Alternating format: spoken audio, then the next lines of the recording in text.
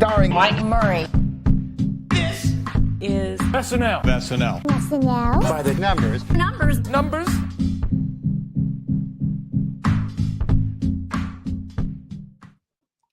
Stevie Nicks, please hold. The smell of my best friend's house. Just a little twist. There's the opening haiku for you. I am your host, Mike Murray, and this is SNL By The Numbers, the home of SNL stats. We are covering episode 971 of Saturday Night Live, hosted by Ariana Grande with musical guest, the legend, Stevie Nicks. This podcast is a presentation of LateNighter.com. My first guest, making her third appearance at the stat desk. I last caught up with her following the beloved Jacob Elordi Renee Rapp episode. It's Kirstin. Happy season 50 to you. Happy season 50 indeed. This is great. I'm living my best life right now that we are talking about this show, and that this show has been really great so far this season. Love to hear it. Quick ranking of the first three. Best to work. Nate and Ariana, that's a real It's close. eesh. That's a close one. Jean was sick. Could have been a number one. We'll have to see if she comes back. But that's a tough one. Nate and Ariana were both fantastic. Agreed. And my second guest, making his By The Numbers debut, somebody I love listening to on the SNN. Welcome to the program, Jack Roskopp. How are you? Hey, I'm great. How are you? Happy to be here. Losing my By The Numbers virginity. I'm very excited. Yeah, this is a good one to do it. There's a lot. Yeah, lot I'm to talk happy it's about. this episode. Yeah, for sure. Yeah, I mean, we do stat coverage and coverage no matter how good the show is. So this is a fun one. So we had some milestones in this episode. So we had James Austin Johnson, 200th appearance. That was in the Family Feud cold open as Trump, of course. Bowen's 300th appearance came in this episode. Heidi hit 10 hours of career screen time in that Bridesmaid sketch. And Chloe Fineman got her 100th credit. So 98th episode, but 100th credit. She was shut out of the season 45 Harry Styles and the season 46 Dan Levy. So 2 more episodes for Chloe. It'll be a true 100, but 100 times she was introduced as a cast member. So we've been doing this lately. Kirstin, do you mind if we go back in time real quick? Let's do it. Now I just pop this chicken dinner in and send it back in time. 2022, season 48, episode 3, Megan Thee Stallion does double duty. We got introduced to Devin Walker on Weekend Update. 2016, Emily Blunt hosted in season 42 with musical guest Bruno Mars. And they did my favorite Trump-related piece in SNL history, Melania Nade, which is the shot-for-shot remake of the Sorry video from Beyonce's Lemonade. And we saw, a pretty much new Alec Baldwin as Trump in the second Clinton-Trump debate with Kate McKinnon. 2011, we saw Anna Faris in season 37. We got the first J-Pop America Fun Time Now talk show with Taryn and Vanessa. Jack, do you have fond memories of that one? Yeah, I actually just rewatched that sketch last week. It was the one with Katy Perry when she hosted. My friend and I were just watching YouTube sketches or sketches on YouTube, and that one just popped up, and I was like, it took me back to being in college when I first watched that one, and oh my god, it was so stupid. Love that one. We also had the What's Wrong with Tanya game show, Kirstin. I feel like that would be right up your alley. Remember that one? Yes. You are naming a succession of hits right now. Time Crave in particular, I watch regularly because I show that to people who say I don't know about SNL. I'm like, watch this. But What's Up with Tanya is also a classic. We all just need to bunker down and watch from season 1 together as a team. Yeah. That would blow my mind. Only 971 episodes, but we could get there. No problem.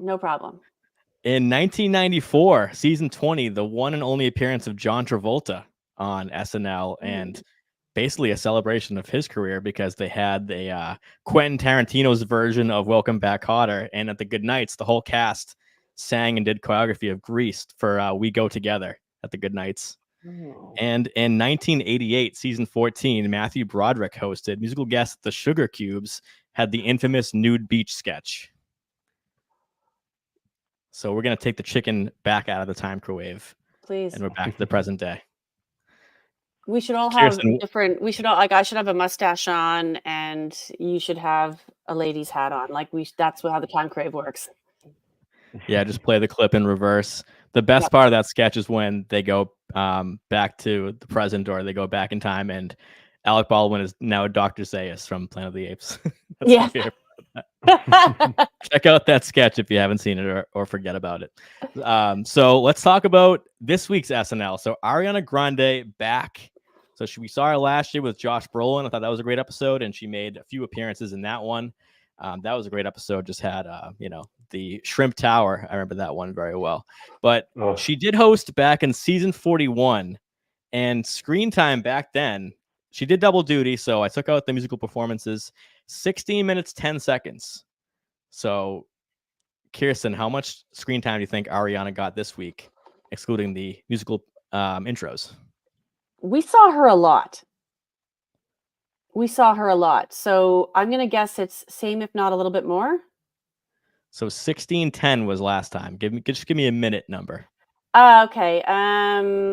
18. Okay, Jack, what about you? How much screen time did Ariana get this week?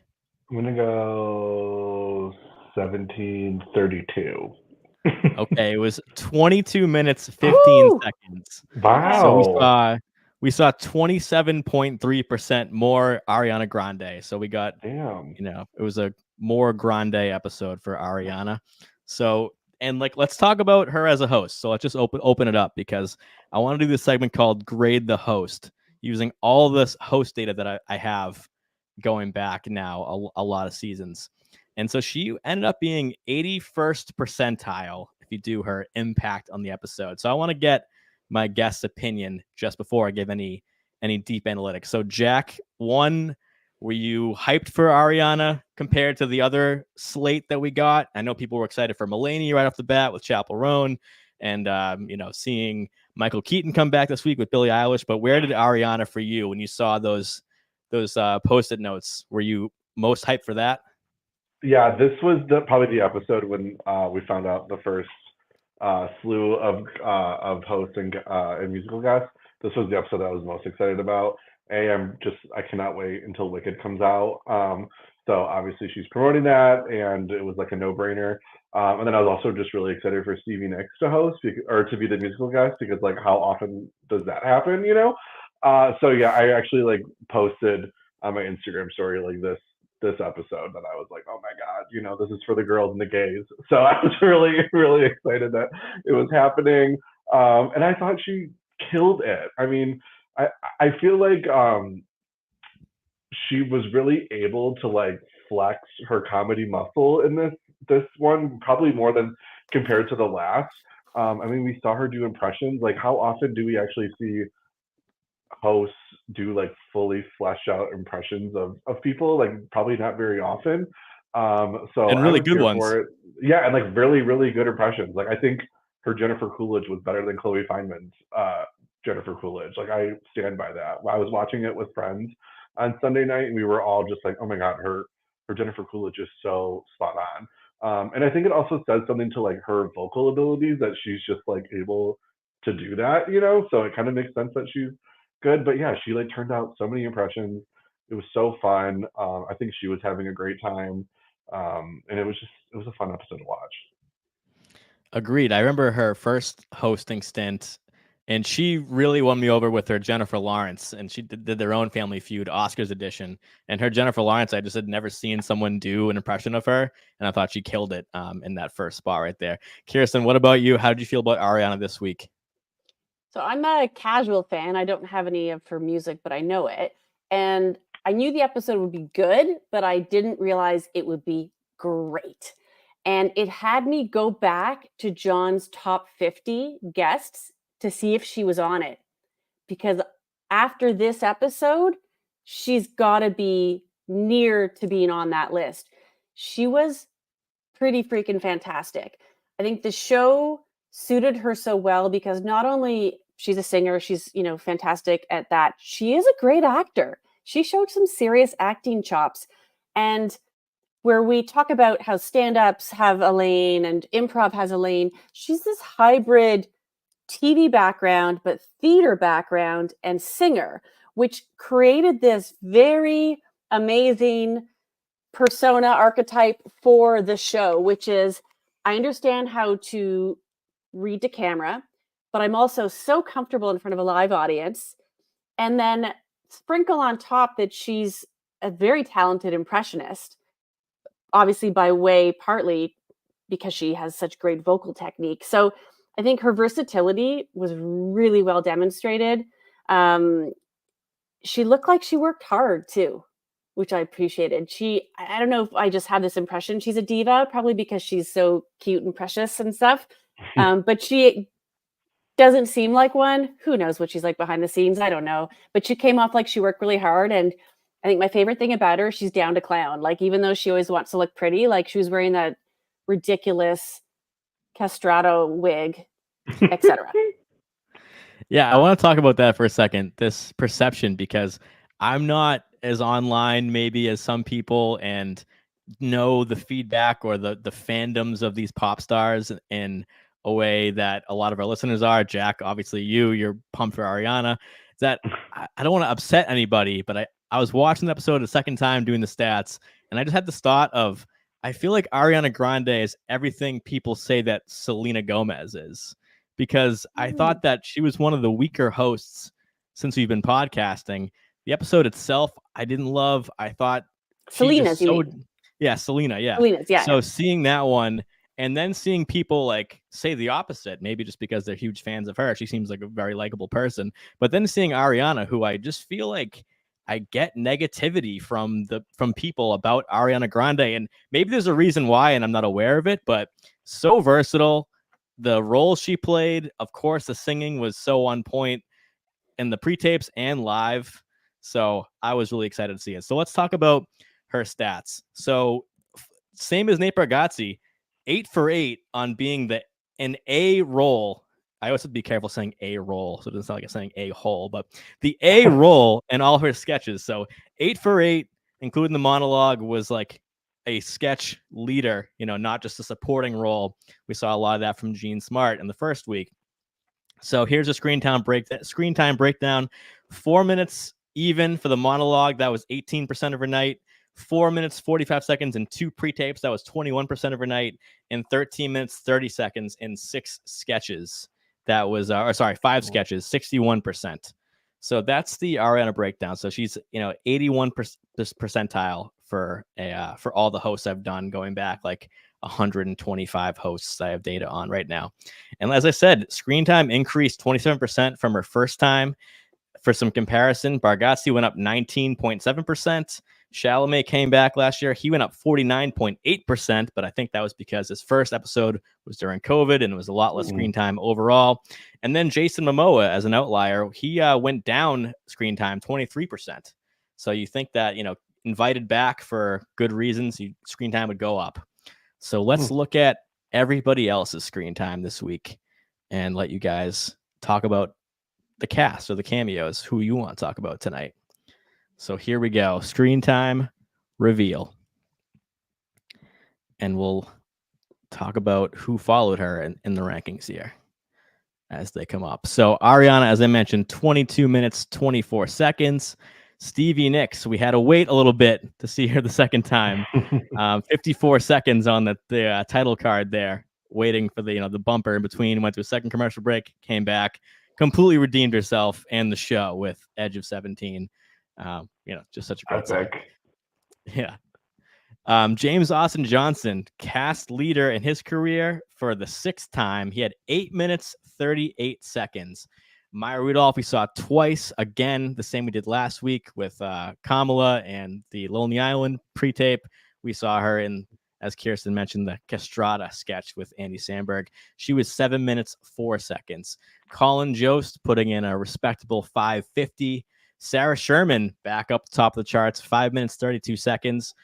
Quick pause. Jack, are you into Oasis? Did you like that weekend update piece? Oh, I thought it was so fun, and it's also been even funner to watch the online Twitter stuff happening with like the bandmates getting pissed at them and Sarah Sherman like trolling them on Twitter. It's been so fun to watch. Yeah, Liam Gallagher being pissed. That never happens. Kirstin, what about you? Very on brand for him. I'm not a huge fan, but I clearly need to look online at this, but him getting pissed is on brand. Like, that's what we expect, right? I mean, he like proved their point, 100%. That's the funniest part. Yeah. Right. And I listened to Monday night's roundtable last night. So John had Bill on, and he called Oasis a one-hit wonder. And I'm not a huge Oasis guy, but I'm like, are they a one-hit wonder? So being the stat guy that I am, I had to dig into the data. So shout out to Bill. They are technically in the United States a one-hit wonder. Wonderwall. They hit number 8 on the charts. They had nothing else even approaching the top 10. So I think Don't Look Back in Anger charted to 93, and that's it. But they had 23 top 10 hits in Britain. So debatable. If we're talking, this is a show based in North America, then yeah, they're a one-hit wonder, but they were obviously gigantically huge in Britain. Moving along to Andy Samberg, 5 minutes, 23 seconds. Chloe Fineman, 5 minutes, 21 seconds. And we had her 9th longest appearance of her career in the Maybelline sketch because she was on camera the entire time. So that was 3 minutes, 38 seconds. She was on screen for that. Andrew Dismukes having a huge night, 4 minutes, 56 seconds. Ego Wodum is back, 4 minutes, 48. Maybe the current queen of update. I don't know. She's updating the weekend. Michael Che, 4 minutes, 23 seconds. Bowen Yang, who's been cast leader 2 weeks in a row.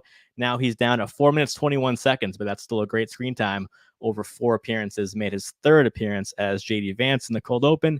Kenan Thompson, 4 minutes, 8.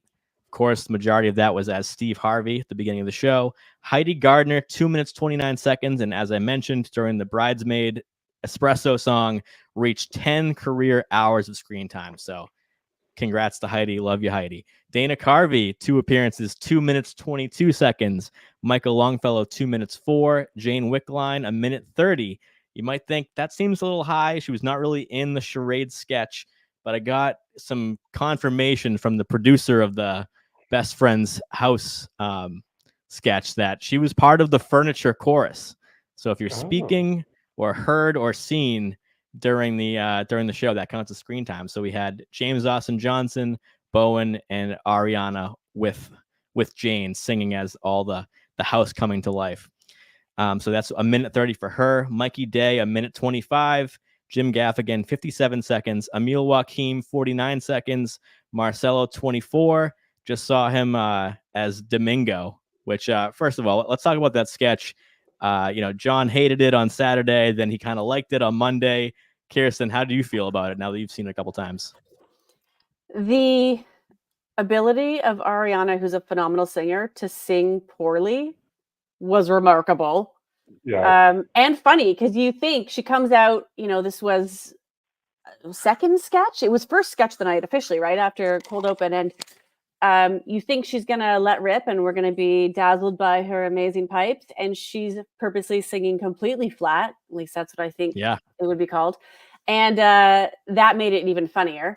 I liked it. I liked the lyrics. I liked watching all the 4 ladies do their thing. And Marcelo just makes me happy. So again, I don't have a lot of complaints on it. I don't feel as strongly as John probably did. And mostly I just was enjoying the actual song and the singing, the poor singing. Yeah, for me, didn't love the sketch, but it was one of these times when I'm doing screen time that there's no easy way to do it. I had to watch the sketch like 7 times in a row. I couldn't really do any concurrent stopwatches. I had to just go, all right, start it over and watch it again. And I got to say, every time I watched it, I smiled or was excited to see Marcelo come in.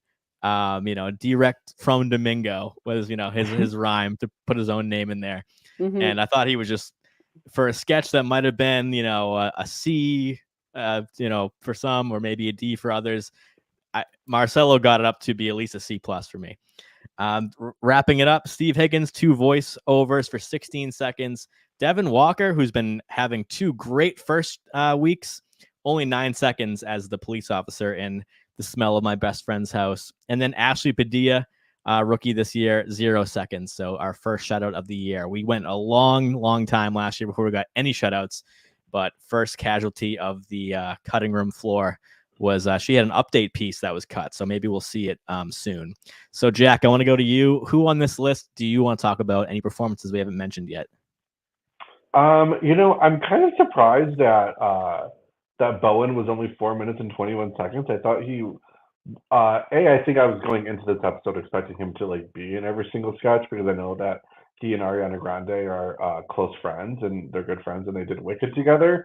But I think it also maybe just like says that like he had such a good night because I thought like he would have been higher. You know what I mean? Like I guess before seeing this, I thought he would have been like fourth or fifth, and not down so much. But I think it's just because like it was such a good impact that he had during the episode.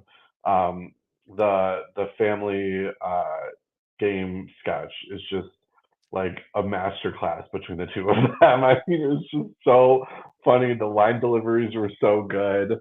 The physical comedy was so great. So he may have had a little not as much screen time this week, but I think what he did have was just super impactful and just super fun and silly. Totally agree. Quick night for him too, because after that we didn't see him again. So he had 2 minutes 36 seconds in that sketch, and really led the way with Ariana. And totally agree, Jack, on the line delivery. I thought that's where Ariana's acting really came through, especially in the live setting. I keep on saying to my friends, we're like, we keep on repeating the line of like, what do you have, a little pecker? The way she said that was so good. And the other line of, not gay, like gay isn't bad or stupid. I'm like, that is going to be a meme forever. Like, it's just so good. And now that you mentioned that Ariana line, twice in the same night, Kirstin, we had people attempting to show their genitals and were quickly stopped. Do you notice that? Oh, that's right.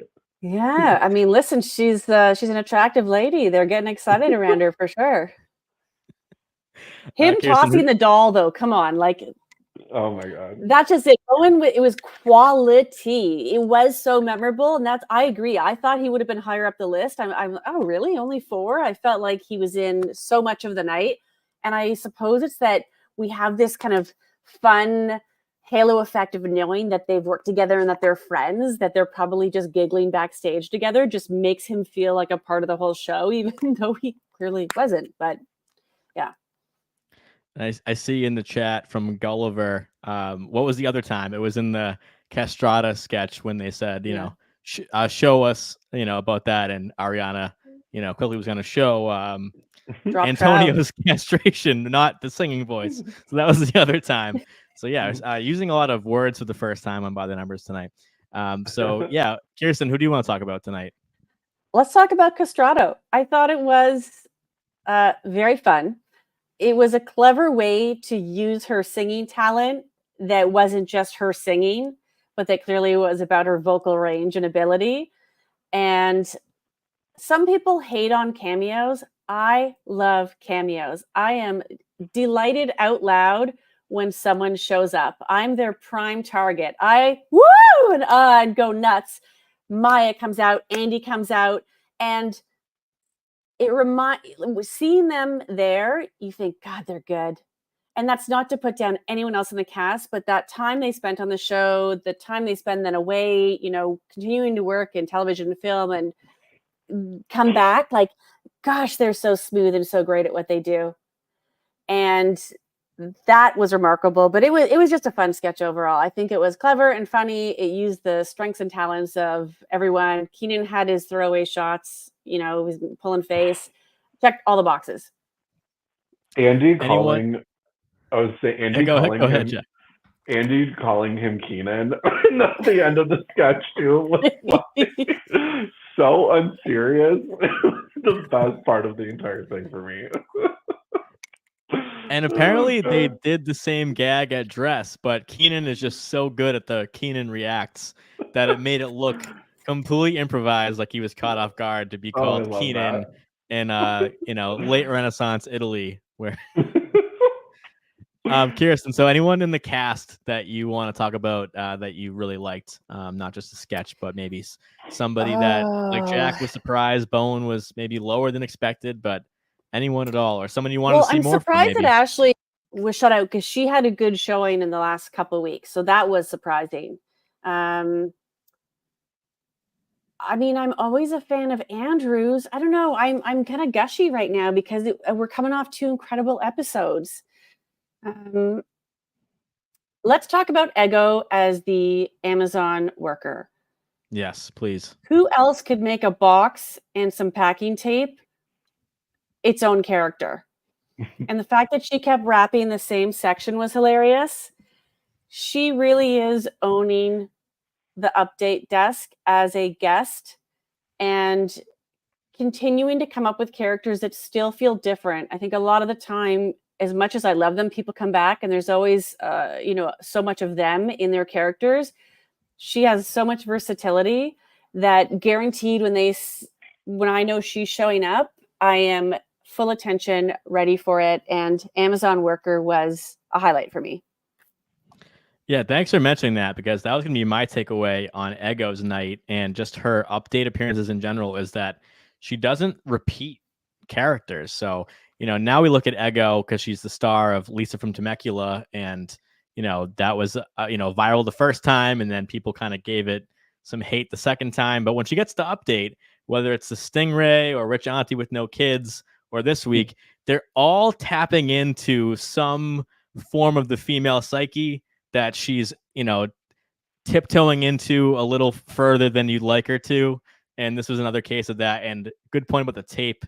Kind of reminded me of the Chappelle episode when they had the black barbershop and Michael Longfellow was the white barber, and they always had the clippers go on. Like, I love like audio gags, so that was a good one, and it was done live. She was just really doing that, and even Che or Jost mentioned that. Yep. So yeah, let's talk about, we went back in time earlier. Can I just say go also ahead, Jack. one thing too? Food's Day. Food's Day. Food's Day. Food's Day. Yeah. Forever Food's Day. Yeah, we're coming to you live on a Flu's Day for the first time. So I wanted to look back in the first week. Bowen just dominated so much, and we kind of talked about on By the Numbers, him and Chloe Fineman and how they've been used differently, and now they're still with the show. They came in season 45, and now it's season 50. They're still with us, and they're getting a lot more screen time and all that. So I want to look at season 47 because, as I mentioned, James Austin Johnson hit 200 appearances, and I love SNL classes. So when I saw Sarah Sherman and Jadge together, I was just like, oh, I love when the teammates are together. We saw like Punky and Andrew, or we see Mikey and Melissa, or like anyone who entered the cast together. They're always going to have a similar experience. I know Mikey or Bowen, like they were in the writer's room, but like entering in the cast together. So I want to look at the class of season 47, which is the alliteration class. We have James Austin Johnson, Sarah Sherman, and Aristotle Athari. So we had all alliterations. So, Kirstin, I'll just go to you first. I mean, just to give us some words on James Austin Johnson and like the influence, I guess, that he's had on the era now that this is his 4th season, before I rattle off some numbers. Yep. I mean, certainly the Trump impression, the timing of this for his career, and that's not to take away from what he could have done without Trump. But I think that the Trump impression at this time in the world was fantastic for him, and it gave him a lot of opportunity. It gave us awareness of who he was as a performer. And who knows if that would have been the same if this wasn't, if he wasn't doing Trump impressions at this moment. And I think that's, when I think about Aristotle, like that's probably where some of that disparity is, you can be there at the right place at the right time. And that's clearly what happened to James Austin Johnson, not to take away from any of his talent or skill. Yeah, and Jack, I'll go to you. Election is 3 weeks from today. So we have I know, not to scare everybody before Halloween, but 3 weeks from today. So we have, some scenarios that we have to grapple with. Is that, Trump loses and he stays around anyway, or Trump wins and that's 4 years of Trump. So that's James Austin Johnson. You could say his SNL career hinges on that results pretty heavily, but I want to go to you on maybe some of the things he brings to the show that isn't Trump. And I do have his breakdown of his screen time, much like I did for Ariana's night, which is 43.63% of his screen time has come in cold opens. So remember, he used to do Biden. He did Lindsey Graham in a cold open, I think, for the Shane Gillis episode last year. So it's not just Trump, but obviously it's heavily him doing that impression. So Jack, what have you seen from Jadge that isn't that you like? Yeah, I mean, I think what sets him apart is that he has done a really good job of showing that he isn't just doing a Donald Trump impression every week. I mean, the thing I always think about is when he was on Update and he did those like little mini impressions. I know he did it one episode. I don't remember if he's done it multiple times or not. Just but the one. He just did it the one episode. Like that was just like, give me more of that, because it was so fun. So like niche, but just like really, really fun stuff. And he's obviously like really good at doing accents and talking in different, like the sketch this week, the black and white sketch, like he can talk like he is from the 1940s or 1920s or whatever, So, I think he's used his ability to be able to talk in these different voices so many different ways throughout the show, besides just doing Donald Trump, right? Or Joe Biden or any sort of politician. So, I mean, I don't know, if Trump does lose, maybe it'll be a really nice opportunity for him to be able to kind of step outside of cold opens and flex that muscle a little bit more. I would love to see that. And then if Trump does win, then I guess, it is what it is, right? As a Canadian here, you're all welcome. Just come on over. Windsor's not that far from Detroit, so right. You know what you reminded me of too, though? He's also done things with Andrew, like the pitch guys, the singing, the keyboard and stuff. Like he does have so many other moments that should carry him if he's not continuing to do Trump. But we got to know him so fast and so well through Trump, and that's not an opportunity afforded at all times to people. Right, and he does do non-political impressions. So we've seen him do like Adam Driver and Louis C.K. and things in small doses in character. And as Jack mentioned, that Update piece, which I loved, he did the micro impressions of, Bob Dylan's cell phone on vibrate and Jay-Z downstairs. Yep. So Noel Gallagher. Yeah. And so, we do see him, the pairing of Dismukes.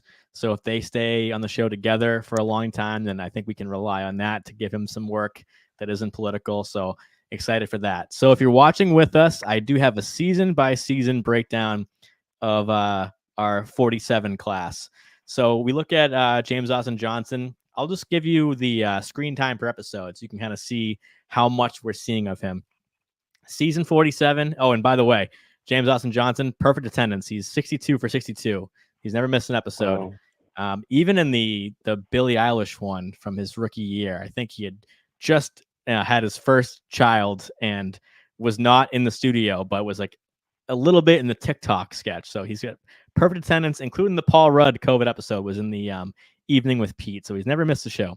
So here's his screen time per episode by season. So it's 47, 48, 49, 50. First year, 3 minutes, 17 seconds an episode. Second year, 5 minutes, 3. So a big jump in his second year as a featured player. Last year, 4:46, so a little bit of a drop, but we did see more appearances. His appearances went from a 3.44 an episode to a 4.0 even. So we saw Jadge at least, or on average 4 times a week. And same with this year, 4 times a week. And the screen time so far is 3 minutes, 18 seconds. Did have a huge week this week. So let's move over to Sarah Sherman. So as I mentioned, talking about Chloe Fineman and Bowen Yang, like can't really think of two very different performers. So it's difficult to compare them comedically, but that's why we're doing it statistically. So Sarah Sherman has only missed 2 episodes. So this past week was her 60th episode she's appeared in. And so she's career average 3 minutes 17 seconds per episode. And, she's jumped up a lot. So 2 minutes 2 was her rookie year. We saw her a little less than 2 times a week. Her second year, she jumped way up to 3 minutes 40 seconds an episode. And we saw her 3 1/3 times a week. Then last year, it went up even further, 4 minutes 15 seconds an episode. And her appearances stayed around the same. This year had 2 kind of down weeks and then had Update and the Bridesmaid sketch. And so we saw her a little bit more on screen at 3 minutes 10 seconds so far through 3 episodes.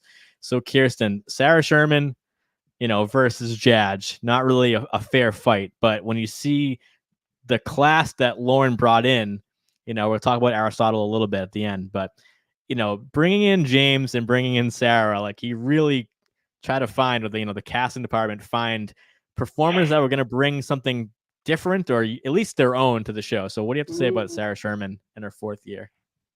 Absolutely. And I was going to say too, for season 30, I think there's clearly some impact from the amount of cameos. I love my cameos, but that is going to take away some of the available screen time and potentially the roles, right, for some folks.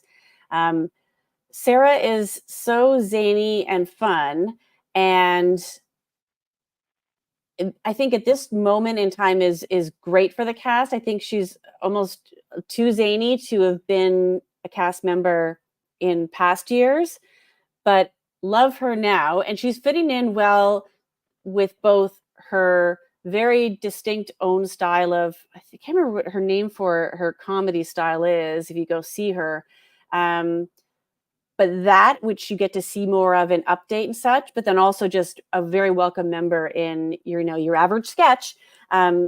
So she's able to kind of check both boxes, where you get the real Sarah Sherman type thing, which is often very strange, and you've got meatballs growing on you, and your head's being cut off multiple times, or she's just the gal at the wedding party. So that's hard to do, and I think I know we're going to talk about Aristotle. I think that's where he got stuck, is that he was really just doing the zany and he wasn't fitting into like hey, we're just sitting around at a family dinner. But she can do both. Yeah, that's pivots right perfectly to my question to Jack, which is we got introduced to Sarah, her first episode, the Owen Wilson premiere of 47. And, we had 3 rookies, the ones that are on screen here.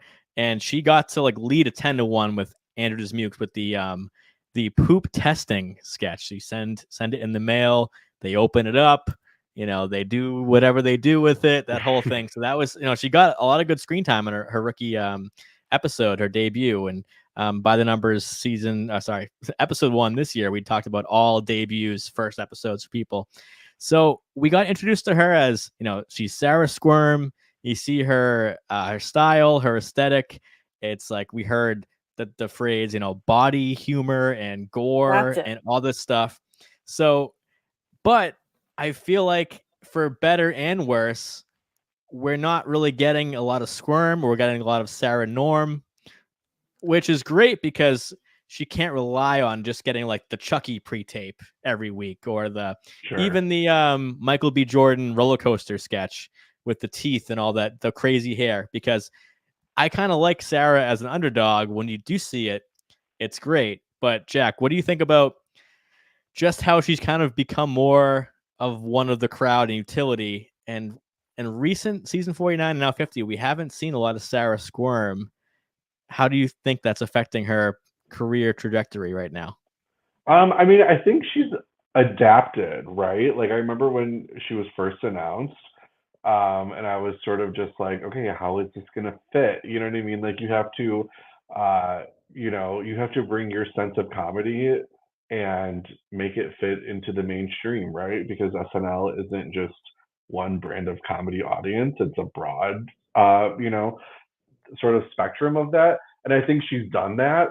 And yeah, maybe we haven't seen as much of like the Sarah Squirm-ishness lately, but I mean, I don't know, she's 3 for 3 on like severed heads. She just had a severed head this last week, which we love. And the severed head from the Scooby-Doo sketch last season was really, really fun too. But I mean, I love her. I think that she's sort of just like, part of her comedy is sort of this like, gore, body, humor, all these kind of things. But she's also just like a very brash and like loud person.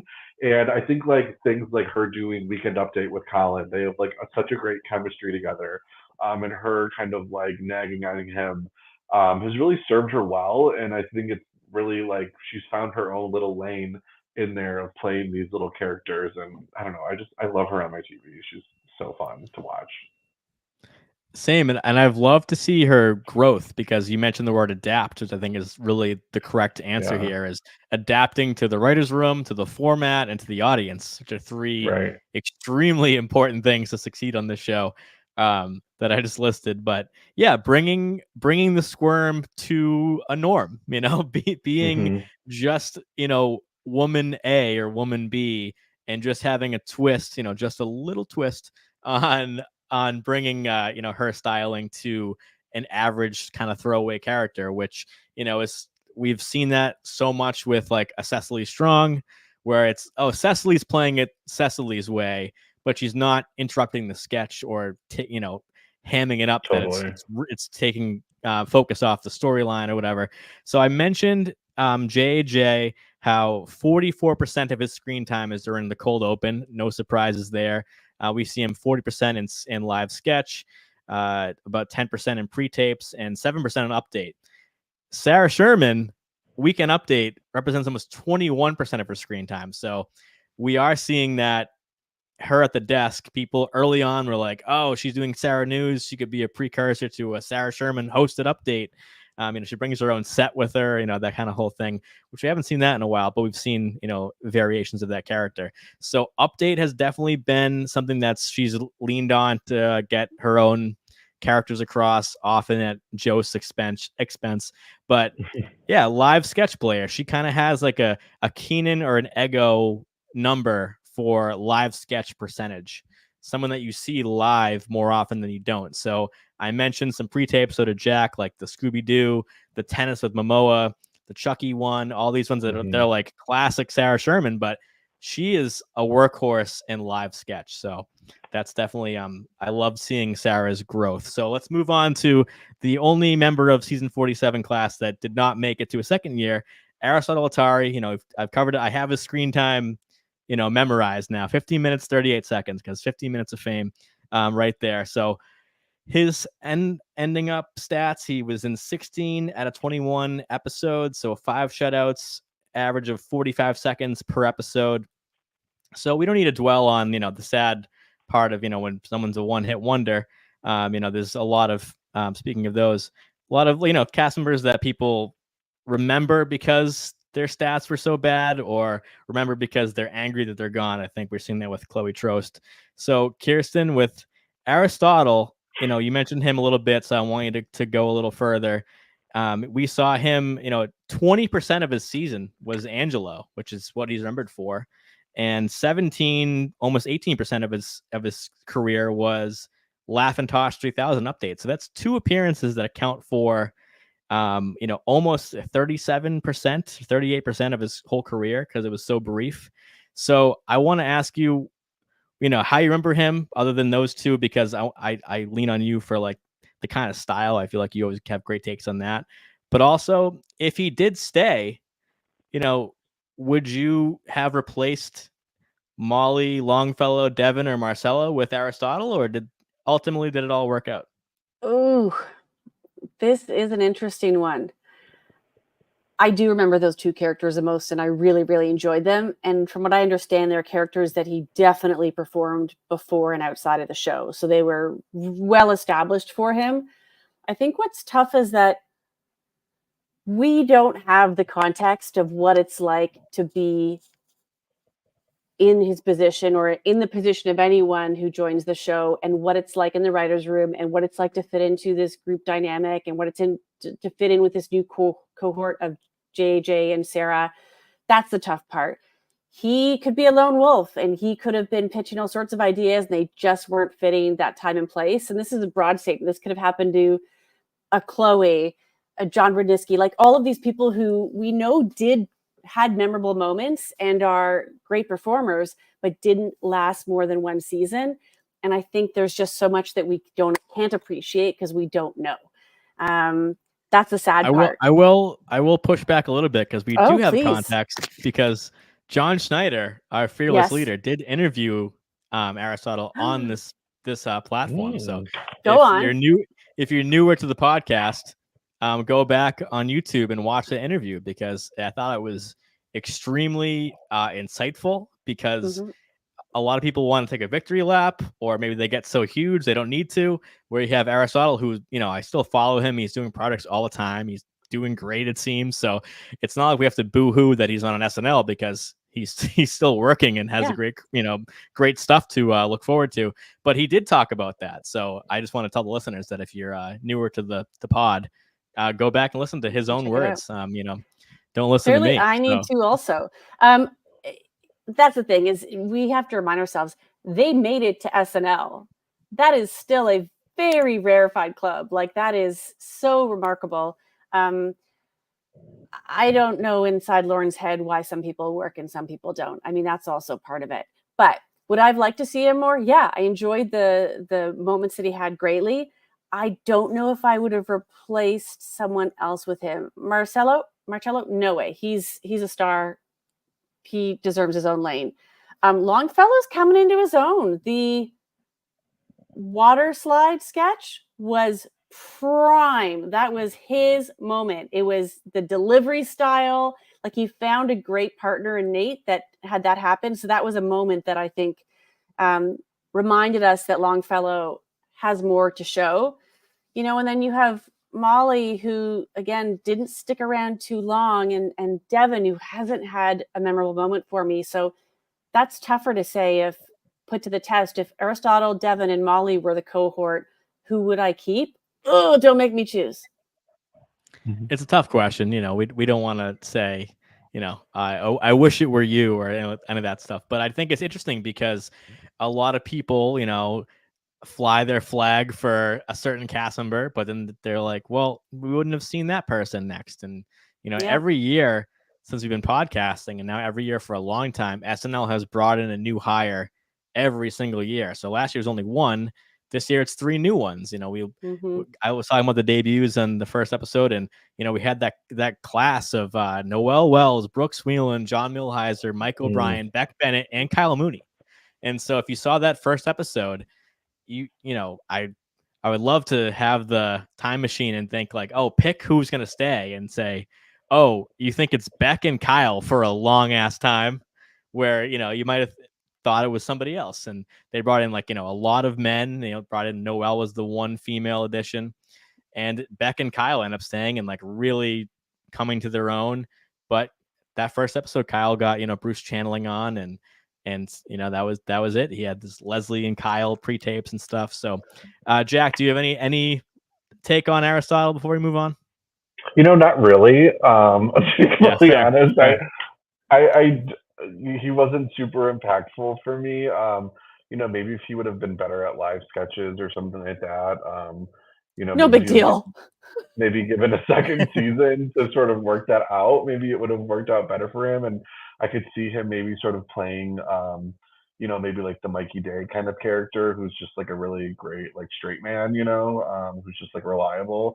Maybe he could have gotten to that point, but we'll never know. Sorry, that's an interesting point. Is I don't know if I could see him as straight man. I don't know that he could be the dad. And so that's what we just talked about with Sarah. Is she's like, oh, I want to chop my head off, but you need a sorority sister, I'm in. Where Aristotle, he couldn't do that. And that probably makes the writing room very small for you, right? Where people are like, oh, we need someone who's going to do something wacky. That's probably so much of it. And Beck and Kyle came in as a writing team and probably just were it was printing money for them. Yeah, that's such a good take. I think, once in a while we'll do these stats of, the really low numbers, but this is why I gave Kirstin an introduction, because I think you nailed it. It's really just, if you don't play those straight roles, then there's there's usually only like one wacky friend in the group. You can't have three wacky friends in the group. So I've been asked this question for years, and I feel like I'll finally give you the answer. So people always say like, well, what was Luke Null's? What was his numbers? It was Aristotle. Did he have better numbers than Luke Null? I mean, he wasn't even in his first episode. So I can finally reveal for the first time, Luke Null's career screen time was 25 minutes, 25 seconds. He appeared 36 times versus Aristotle Athari, who was 28 appearances, 15:38. So we saw 10 more minutes of Luke Null and back in season 43. So let's move on to 5 questions, shall we? So this has been fun because I every week I'm like looking for sound clips, and I think I got to find 5, but I think of like 50, so I find some and try to do ones I think my guests will like. So here's question 1. Hannah is currently an 8th grade student at Wellington Middle School, but one day, years in the future, she will be your second wife. Number 1, Bowen Yang made his 300th appearance on SNL this week. Can you give me a personal favorite Bowen moment? And as a caveat, I just want to say, if you can't pick just one, that's fine. But like, give me maybe an underrated one. There's a lot of SNL fans listening. Kirstin, I'll go to you first. ABBA Christmas. This was Bowen being added to the Criterion collection of cast members. Kate, Maya, and Kirstin were like, you'll do. Bring him in as Benny from ABBA. And seeing them crack up in those close-ups is imprinted on my memory. Love it. Jack, over to you. I was going to say also with him and Kristen Wiig, the Kristen Wiig Dua Lipa, like the army, it was sort of like the old like World War II army one, where like the Dua USO Lipa, one. Bowen. Yeah. I love that one. And again, I feel like held his own with Kristen Wiig. Like, you know what I mean? I think when you can do that, I think that's a sign that your career is going to go pretty far if you can hold your own against a legend. All right, question 2. I'm depressed, I gained weight, my face broke out, I'm nauseous, I'm constipated, my feet swelled, my gums are bleeding, my sinuses are clogged, I got heartburn, I'm cranky, and I have gas. All right, thank you, Rosanna Dana. Number 2 is Ariana Grande might be the next great SNL pop star host. Talk a lot about Timberlake, of course, when John's in the program. So past or present, what pop star do you think would be the next good host? So someone who hasn't hosted yet, pop star. So could be now, could be old. So Jack, I'll go to you. Who do you think should host SNL? It's from the pop world, so Ariana. I was gonna say Chappell Roan because I think she could host this or be the musical guest the coming weeks, and then like maybe do a sketch, like dip her toe in. But I'm going to say Alana Haim from the band Haim. She's not really like a pop star, but she was in Paul Thomas Anderson's Licorice Pizza, so she has that connection with Maya Rudolph. And then today it was announced that she's like booked 2 more really good movies. One's with Zendaya. And Haim has been a musical guest twice on the show. They've done sketches. So I'm gonna say I want Alana Haim to guest or to host in the future. Interesting pick, Kirstin. Yeah. What pop star should host next? First time. Janelle Monáe. Right, Jack? That'd be fun. Yeah, that'd be fun. Great singer, great performer, puts on a show, also has delved into acting. Seems like she is one of those multi-talented, almost like she would have been a Disney kid, right? She would have been one of those in another world. So Janelle Monáe for me, I don't, she doesn't have a current album out or anything, but I think she's going to be around for a long time. Janelle Monáe. Yeah. Sounds like fun. All right, question number 3. I was born 7 months too early. Incubation technology was still in its infancy, so they placed me in a cast iron pot inside of a pizza oven until I was ripe enough to walk. Other than the throwback to their own SNL careers, like we saw with Return of the Lonely Island in last week's show, how do you feel about the alumni making cameos in the quote-unquote regular sketches that could have been given roles to cast members like we saw in Castrata and Maybelline? I know, Kirstin, you kind of already touched on this, but Jack, I'll go to you again. Yeah, I'm here for it. I mean, ABBA Christmas wouldn't have been ABBA Christmas without like Maya Rudolph and Kristen Wiig and Kate doing it, So I'm all for it. I know some people are like, but it tickles your little SNL heart when it happens, you know? Yeah, I know. I agree. And I asked this question because I feel like there's been a cooling period for the cameos. People were like, I don't want to see political impressions. Like, give it to the cast. And then they see them and like, oh, Dana's back. And who's doing Kamala better than Maya? And, et cetera, et cetera. But then there's, okay, well, they're doing Lonely Island. I mean, you wouldn't say, hey, Bowen or Dismukes do Lonely Island. That's Andy's thing. So now we're on step 3. So Kirstin, just, say it again, what you think about this, because I want to kind of get into this at least as a follow-up question. I know it's lightning round, but when you mentioned the Castrata sketch, we had Andy and Maya come out. Do you think it wouldn't have been as successful if you handed it to cast member X? I'll frame it that way since you already answered it. So yeah, of course, cameos, bring them on. Could it have been as successful? Sure. Would I have remembered it as much? Probably not. I've got to imagine that if you're a regular cast member and Maya and Andy are in the building and show up and they're going to play some roles, that they are freaking excited because they are now sharing the stage with them, and it is a masterclass in the show. So I would, if I were on the show, I would give up a role to be able to watch one of those consummate performers do that role, and I just get to sit back with my popcorn and watch. So I agree that when they're overusing one for the sake of stunt casting, I could argue on that. But Dana Carvey showing up as the third Jennifer Coolidge, shut the fucking front door. I swore and not swore there. Shut the front door. Come on. Were we expecting that? No. I wasn't. No, it was hilarious. It was great with just the two of them. And then he showed up and it took me to a different stratosphere. So I wrote these questions last night, and then I heard the roundtable from last night's podcast, and it got me thinking because they were talking about John Lovitz and doing film noir, and I thought that was definitely the case. I really liked the 10-1, the Hotel Detective, but I thought, I'm a big Dismuke stan, but I was like, oh, that's a role that I would have wanted to see a cameo in, because it would have been that excitement heightened thing that we're looking for. We have like a two-hander with Jaj and Ariana, and they're doing the sketch could have been just them. So I think the third person, that's where I want to see a cameo. So I think the community is healing overall with our relationship to cameos. All right, question 4. Do you remember the Avatar logo? Yeah, it was tribal yet futuristic. Papyrus! We saw Stevie Nicks make history with the longest gap between musical guest appearances, almost 41 years. We have 2 huge Gen Z artists, Billie Eilish and Chappell Roan, booked. What legacy musical guests do you want to see next, Kirstin? Cyndi Lauper. Good answer. I'm going to see her show on Sunday. It's her farewell tour. I think she's 75 friggin' years old, if not close. She's an absolute hero of music and musical theater. Think about the songs, The Time After Time. I still listen to the Goonies song regularly. Cyndi fucking Lauper. Someone said Pat Benatar. I second that. Love is a Battlefield. Just put on one of those formidable female legacy performers, please. Love it. Great take, Jack.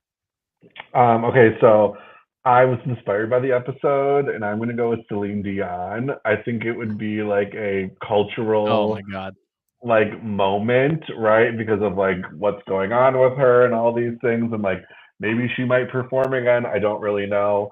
But I think Celine would be like an event if she. I feel like it would be like when Prince like did it.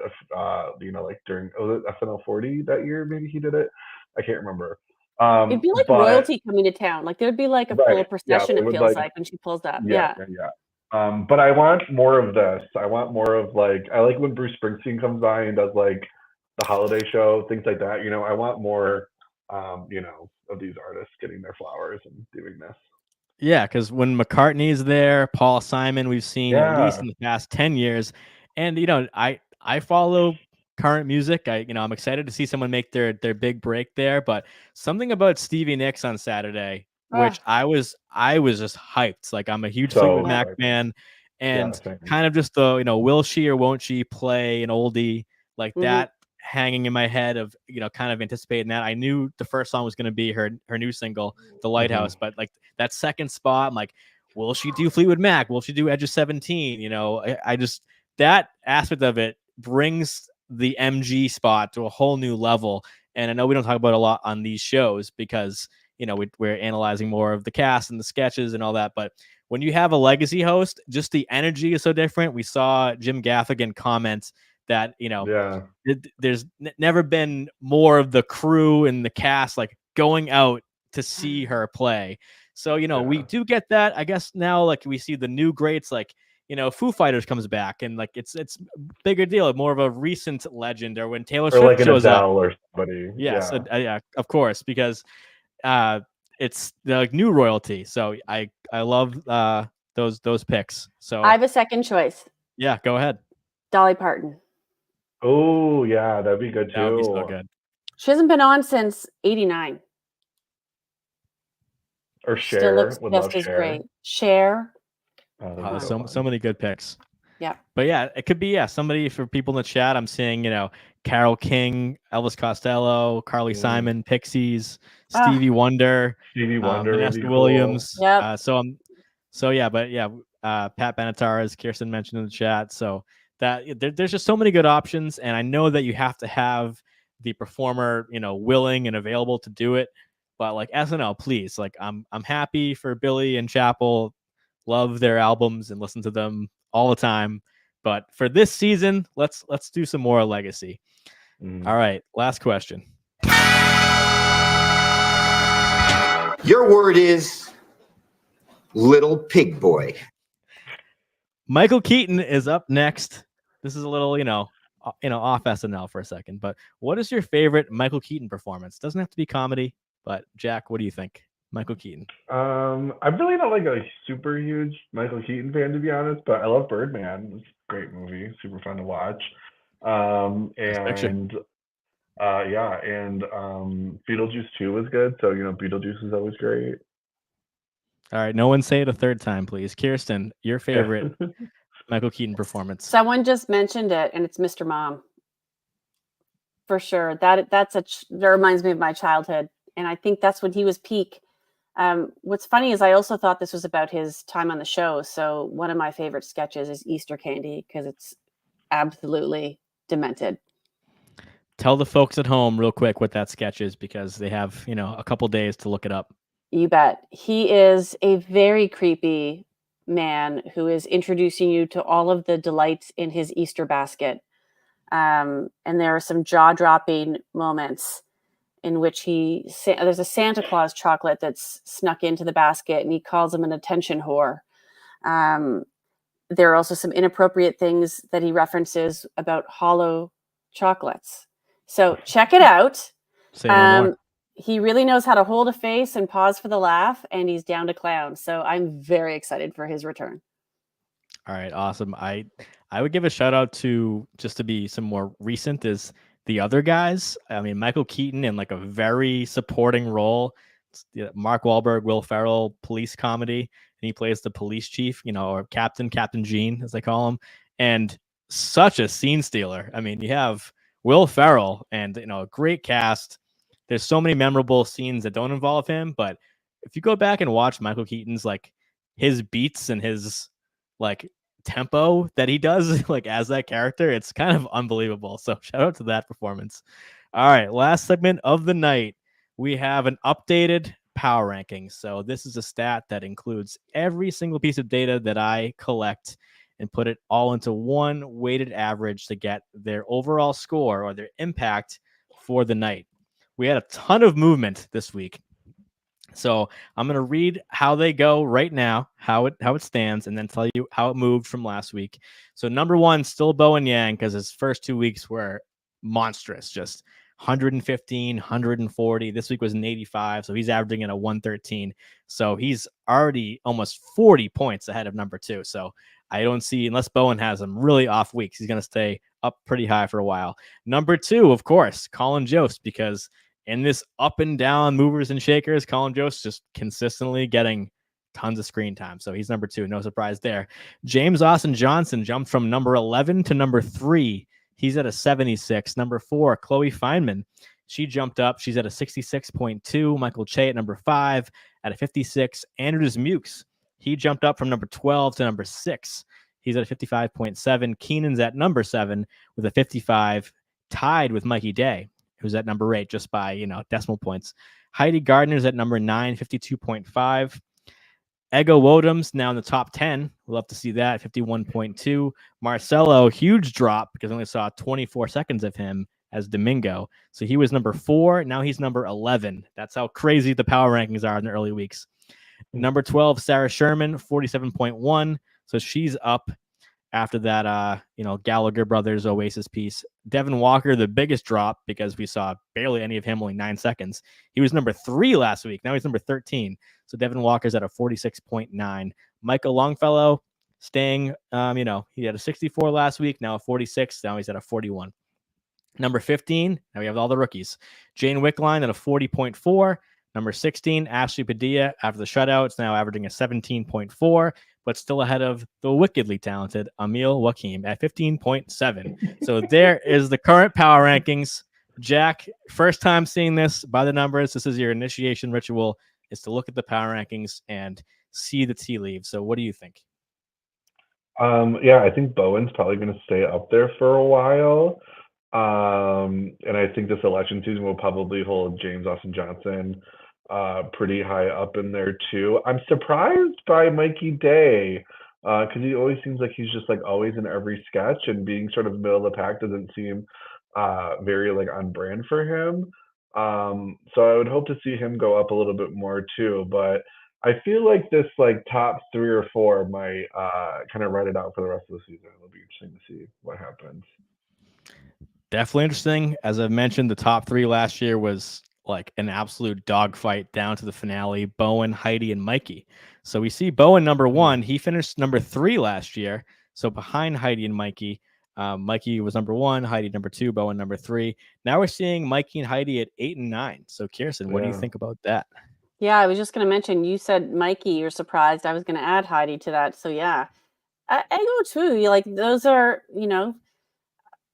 people that you typically see in so many things, Mikey and Heidi for sure. So that is a bit surprising.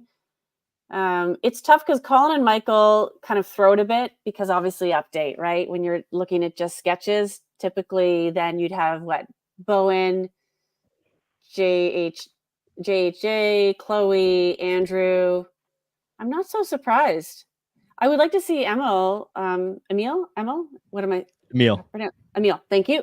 I'd like to see him higher because I've enjoyed the very short amount of time I've seen him since. And I unfortunately, I feel like Devin often is at the bottom.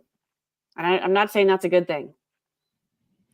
Yeah, that's why it was surprising to see him at number 3, but he had 2 very strong weeks. So Devin had an 81.7 week 1, 53.2 week 2, and now a 5.8 week 3. So that's why he dropped so drastically.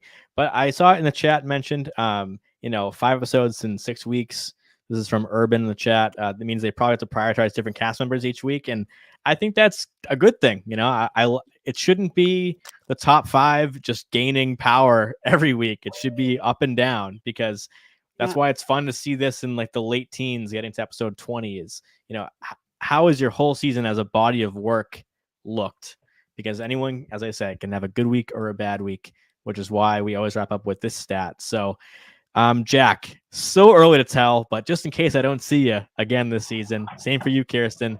What rookie do you think will finish the highest? So easy to say Jane right now because of her update piece, but I wouldn't be surprised if we see Ashley and Emil match that. So could be anyone's game. Just to get your bet in right now, Jack. I'm gonna say Emil. I feel like I've gotten like a taste, you know what I mean? Like maybe an amuse-bouche of him so far, and that's what I've most been interested in so far. So I'm gonna say him. I think I don't know, something about him that I'm just intrigued by. Yeah, I Well loved seeing him said. and Jane in the charade sketch. Kirsten, what do you think? Yeah, I Yeah. second that completely. And you took the words out of my mouth and said them better than I would have. Agree. Just a little taste, and I want more. Yeah. Yeah, I'm Yeah. curious. Well, hopefully we see more opportunities for them, because it doesn't matter who's the rookie. I'm just excited to see somebody that's new and like, what are they going to do? What are they going to bring? Because we Yeah. literally have no precedent for that, especially in these early weeks. And election cycle with a 17-member cast and cameos coming in, it's hard to get that screen time. So we will see how it looks, at least after one more. We got through the election, and then maybe the cameos will die down or new ones will come in, and we'll see how the power rankings look then. So we talked about Michael Keaton a little bit, but he is live Saturday night with Billie Eilish back again. I love Billie on SNL. Every performance she does looks like she puts a ton of thought and effort into it. We talked about both of them, but Kirsten, give me one thing sketch-wise that you want to see this week. Oh, interesting. I got really excited about Billie Eilish's performances because I keep thinking of when she did Bad Guy in that rotating room. So I know you asked me for a sketch, but I am actually very excited for what she's going to bring to her performance. As you just said, it's always very well thought out, and there's amazing production design. So I'm looking forward to that. I'm curious on if they're going to do a Beetlejuice sketch. Will they? Will they do a riff off Beetlejuice? I have more questions than I have answers for you. Yeah, I mean, Alec Baldwin was in the original Beetlejuice. We had Gina Davis, and now Catherine O'Hara, Jenna Ortega. Will they show up? Oh my gosh, you're right. Oh, I haven't would even thought die. of this. Could be incredible. More cameos. Yeah, and topical ones, I guess, because we're promoting a movie after all. So, Jack, what about you? What do you hope to see in the last of this 4-episode run this week with Keaton Eilish? Yeah, I'm interested to see how Michael Keaton sort of just interacts with like a younger, fresh, newer cast. I think that'll be really interesting. I'm interested to see if he'll like maybe do somebody like a character or an impression from like the political world. If he can, I was trying to just think just now, like who could he be from Trump world, or I don't know, but I'm interested to see how he just interacts with this sort of newer cast that he probably hasn't worked with ever, so I think it'll be interesting. Yeah, for sure. I'm also interested. Like, I mean, SNL has very good coverage on parody law, and it's been so long. But like, could he do, like a Batman sketch like that? Right, yeah. It would be so ripe right now. I mean, I'm saying that in the reverse, as in like ironically ripe, because hell, he's multiverses, and seeing him do that, and it would be a great either a screen test kind of impression off, or just having the Joker was just in theaters, the Joker 2, or it still is, I don't know, just something in that world I think would probably go viral. And at the end of the day, we want to see the show get a lot of eyeballs on it. All right, so that was a ton of fun. Great to see you, Kirsten. Jack, welcome to the By the Numbers world. Thanks, this was so fun. So much fun. So you have anything to tell the listeners what you're up to? Anything to plug? Well, if you're in the Toronto area, on Thursday night this week, we have our Next Generation Women show, which is an intergenerational storytelling event. Again, in the Toronto area, generationwomen.ca. Please come check it out and support female voices. Please, let's do it. Jack, what about you? If you live in the Detroit area, well, you can follow me on socials at Jack Roskopp. If you're in the Detroit area, I work at Local 4, a news station, NBC affiliate. So if you live in the Detroit area, watch us on TV, follow us on Instagram. I run all of our socials for the network, for the station. So yeah. Nice. You said Local 4. I was like, oh, are you a union guy? I work for a union. Oh, no. I mean, I wish I was in a union, but no, we're not. All right, no, so that's just the name of our channel, our station. Let's lift up women's voices, please, and let's watch the local news in Detroit. Local news. Yep. And let's watch SNL, and let's listen to our awesome coverage. So John will be live, hot take show after the show, Monday Night Roundtable. I will be back in my usual Wednesday night spot next week. Huge thanks to LateNighter.com, presenting sponsor, for doing this with us each week. And they had a great article saying that Ariana Grande's episode had the best rating since 2021. So check out what they have going on for that type of information and insight into not just SNL, but all late night TV. And we will see you next time. It's been great. Thanks for being in the chat. And if you're a fan of By the Numbers, go leave us a review. Mention the show. Just tell us what you want to see. Hit me up at SNL Mike Murray on Twitter and Instagram. And we will see you next time. Good night, everybody.